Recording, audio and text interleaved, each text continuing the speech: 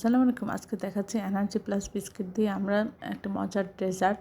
আমরা বিস্কিট প্রথমে নিয়ে একটু গুঁড়ো করে নিয়েছি। আপনি ব্লেন্ডারও দিতে পারেন বা আপনি না দিয়েও করতে পারেন। এভাবে দিয়ে আধা লিটার দুধের মধ্যে আমরা পরিমাণ মতো দিয়েছি চিনি, আর এখানে 3-4 চামচ গুঁড়া দুধ দিতে পারেন। এতে দুধটা ঘন এবং ঘনত্ব বাড়বে এবং টেস্টও বাড়বে।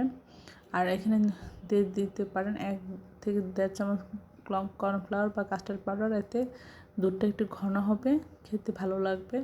আর একটু 1টা বা 2টা এলাচ গুঁড়া, সব কিছু দিয়ে দুধটা সুন্দর করে জাল করে তারপরে আপনারা এখানে প্রথমে বিস্কিটের লেয়ারটা দিব গুঁড়ো, তারপরে এখানে দুধটা ঢেলে দিয়েছি, তারপরে আবার বিস্কুটের গুঁড়া দিয়েছি দ্বিতীয় ধাপে, তারপরে আবার দুধ এভাবে ঢেলে দিয়েছি, এর উপরে ছড়িয়ে দিয়েছি, তারপরে আবার আমরা বিস্কিটের গুঁড়ো দিব, দিয়ে আমরা তৃতীয় লেয়ারেও দুধ দিয়ে সুন্দর করে পরিবেশন করব।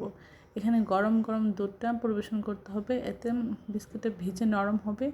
শেষে অল্প একটু বিস্কুট এভাবে ছড়িয়ে দেবেন, এতে দেখতেও এবং খেতে ভালো লাগবে।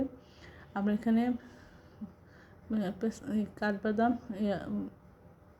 বাদাম দিয়ে পরিবেশন করেছি, এটা খেতে খুবই সুস্বাদু হয়েছিল। আপনারা এটা ফ্রিজে রেখে ঠান্ডা ঠান্ডা পরিবেশন করবেন, তাহলে দেখবেন এটা অসাধারণ হয়েছে।